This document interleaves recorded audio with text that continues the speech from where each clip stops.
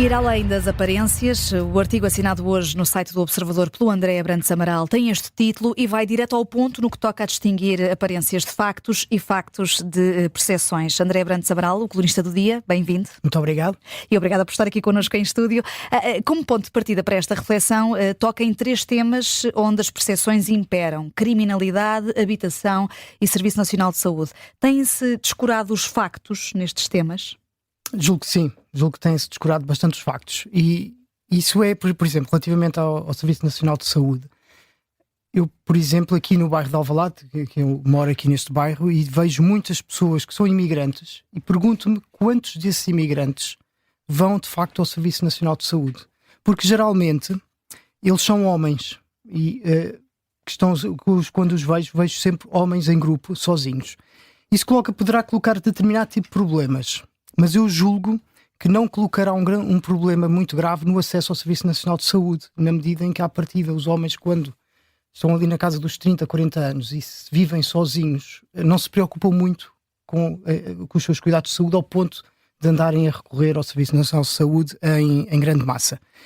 E, portanto, o que eu sinto é que não há dados que nos digam se, de facto, que tipo de imigrantes é que vai ao Serviço Nacional de Saúde, como também não há, relativamente à segurança, factos que nos digam, por exemplo, se nos últimos 2, 3 anos cerca de 83% da população prisional em Portugal é portuguesa, é nacionalidade portuguesa. Mas isso, estamos a falar de pessoas que cometeram crimes num passado já relativamente longo. Agora, nos últimos anos, qual a percentagem dos crimes que foram praticados, do aumento dos crimes, foi de facto praticado por imigrantes? E que tipo de imigrantes é que são? E o que eu julgo que também devíamos ter acesso, eu não sei se há esses dados, se não, e se houvesse, deveríamos ter acesso, se são portugueses, qual é a etnia, qual é a raça, porque nós durante muito tempo não quisemos ter este tipo de conversa, porque podemos entender que é discriminatório. Mas a partir do momento em que nós corremos o risco de seguir políticas públicas que discriminam pessoas em virtude da etnia, talvez fosse bom nós termos esses dados para não corrermos esse risco. Mas por outro lado, quem tem medo que corramos esse risco dá instruções para que não seja identificado nesses relatórios qual é a etnia das pessoas, exatamente para não se fazer esse tipo de associações. Do seu ponto de vista, isso neste momento é contraproducente? Pode ser contraproducente, sim, exatamente. Pode ser contraproducente, por 2 razões. Primeiro, pode ser altamente injusto, não é? Nós podemos estar a perseguir pessoas que não são responsáveis pela prática dos atos que estão a ser acusadas ou referenciadas. E, por outro lado, não terá um efeito prático positivo. Ou seja, poderíamos estar a aplicar medidas que sejam totalmente ineficientes. Porque se o problema, vamos supor, no crime é que os cidadãos, a maior parte dos criminosos, dos novos crimes, têm sido praticados por cidadãos portugueses e não estrangeiros, e não vamos estar a perseguir a maioria dos estrangeiros, então nós estamos a ir ao âmago da questão.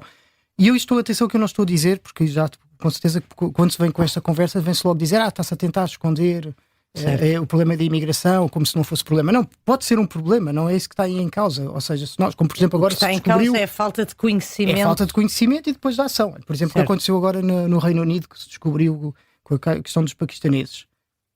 O que foi feito foi um encobrimento de toda aquela questão. Não é isso que eu estou a dizer. Certo. Havendo factos, deve-se agir em conformidade como um Estado de Direito. Agora, seguir políticas públicas com base em percepções e não em factos e dados é que já pode ser bastante perigoso. Principalmente numa época, hoje em dia, em que não é muito difícil termos acesso a dados. Nós estivéssemos nos anos 40 ou nos anos 30 do século passado, nem sempre havia esses dados. Agora, hoje nós estamos na idade da informação e dos dados, né? Da partilha de dados. André, mas deixa-me perguntar uma coisa, porque a palavra percepção entrou e instalou-se no nosso quando isso acontece, léxico. Eu também tenho uma certa tendência para me irritar com isso. Ou seja, e portanto... Sim, instalou-se no nosso léxico. Por um dos motivos para este artigo. Político e seguramente terá uma razão. Ou seja, independentemente da criminalidade ter aumentado até este fim de semana, o Carlos Moedas falou disso também numa entrevista, volta a falar de percepção de insegurança e daquilo que ouve dizer. Mas até, por acaso, ele até separou a insegurança da imigração. Sim, mas, porque não há de facto dados quanto a isso. Mas... Se me disserem, sim senhora, o aumento da criminalidade está diretamente relacionado com o aumento da imigração. Sim. Pronto, tudo bem, então nós vamos ter que resolver o problema dessa maneira. Mas a própria questão do aumento da insegurança também suscita dúvidas, porque aparentemente os dados oficiais não o confirmam. Sim, por acaso até, mas os dados são de 2023. Não é? Sim, pronto, sim. Isso poderá ter havido. Mas eu recordo-me, e a Raquel se calhar também se recorda, nos anos 90, na altura em que António Guterres ganhou as eleições, criou-se ali uma ideia que havia uma enorme insegurança no país. E ele também acabou por conseguir obter um bom resultado com base nisso mesmo. O fim do cavaquismo foi ali um período em que havia uma enorme insegurança nas ruas. E eu lembro-me, porque eu sempre vivia em Lisboa, e de tal maneira ouvia isso, e era só na televisão, que eu de facto, que nunca me preocupei muito com a segurança, apesar de ter sido assaltado várias vezes, mas nunca foi assim uma coisa de grande preocupação, passei a estar apreensivo, a estar na rua à noite, por exemplo, e a andar de metro e etc. E nunca isso aconteceu tem que ver nada. Com percepção. Pois, mas não quer dizer que fosse real. E o que eu estou a dizer aqui é que nessa altura criou-se uma percepção de que havia problemas de insegurança. Se havia ou não, também não sei. Mas nunca notei essa minha diferença. Questão... Agora, eu acho que há problemas de insegurança no sentido que a insegurança aumentou, a criminalidade aumentou, e estão os dados, e os dados que a Raquel estava a referir, 2023, apontam um aumento da criminalidade.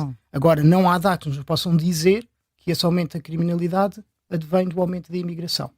Certo. E se houvesse esses dados, com certeza, força, vamos a isso. Não é? Mas aquilo que eu lhe queria perguntar é, porque o André defende no artigo que é preciso ter dados concretos para pensar ou desenhar as políticas públicas, mas daqui até à produção dos dados tem que se gerir a percepção. Não, facto, sem dúvida. Como o André dizia, é real. Isso eu compreendo, não é? Tendo em conta o discurso político. Cá está, aí está a parte, talvez, eu não gosto da ideia do político que seja pedagógico, mas procurar, não vamos estar aqui nos políticos, um político a dizer esse problema não existe, e enquanto não tivermos esses dados eu não posso fazer absolutamente nada. Vamos ter que gerir, aí a gerir as percepções, mas de cuidado para também não ir para o outro lado do campo e dizer, não, eu já estou, sei qual é que é o problema, nós temos que resolver isto desta maneira, e há uma forte tendência para que essas percepções levem a conclusões, e essas podem ser precipitadas. Esse é o perigo. Aquele tiroteio recente em Viseu, às portas de um centro comercial, pode ser um exemplo de aproveitamento político. Pergunto-lhe isto também porque também gostava de acrescentar esta pergunta a uma outra. Se o Presidente da República caiu porventura numa ratoeira ao considerar prudente consultar os Conselheiros de Estado sobre o pedido de André Ventura para que a insegurança seja tema do Conselho de Estado, ou fez bem? Eu acho que ele fez mal no sentido de que cabe-lhe a ele decidir marcar a agenda do Conselho de Estado. Agora, eu julgo, se não me engano aqui, até foi a Raquel que referiu aqui no Rádio Observador essa possibilidade de que o Marcelo Rebelo de Sousa, o fundo, o que estava a fazer era proteger-se e pôr as pessoas, não sei, o negócio foi a Raquel, não me lembro. Mas, ou seja, basicamente não querer ele assumir sozinho a responsabilidade de dar uma nega a André Ventura. Eu, se fosse Conselheiro de Estado, faria o que fez o antigo presidente do Partido Socialista, agora está-me a faltar o nome, que foi o presidente do Governo Regional dos Açores, eu peço desculpa, Carlos César, que era, basicamente, cabe ao Presidente da República responder essa pergunta e não a mim. Pronto. E, portanto, acho que essa é a resposta correta. De forma mais delicada, Marcos Mendes respondeu ontem a mesma coisa. Sim, exatamente. E portanto, nessa medida, acho que Marcelo Rebelo de Sousa caiu em várias ratoeiras, não é? Precipitou-se várias vezes, não foi a primeira, eu julgo, temo que não seja a última vez que se vá precipitar. E a questão de Viseu, tudo o que aí é que está, o crime que aconteceu em Viseu, quando eu vejo a notícia, um tiroteio num shopping center, é algo que me preocupa. Porquê? Porque a vítima poderia ser aleatória. Agora, a partir do momento em que nós conhecemos os factos e percebemos que aquilo não foi um crime aleatório, ou seja, a vítima que morreu podia ser qualquer pessoa, foi de facto uma pessoa escolhida com um problema já anterior, isso coloca aquele crime noutro contexto completamente diferente, e a questão da insegurança também. e cá está. Portanto, conhecer os dados para saber o que é que se está verdadeiramente a passar. André Brandes Amaral, muito obrigada por pelo ter convite. vindo à Rádio Observador e por ser o nosso colunista do dia, o artigo que tem aqui vários exemplos no que toca à saúde, à criminalidade, à habitação e como vários dados que conhecemos não têm que ter ligação sequer direta com imigrantes. É um artigo que tem este título: Ir além das aparências. Está em destaque na coluna de opinião do Observador.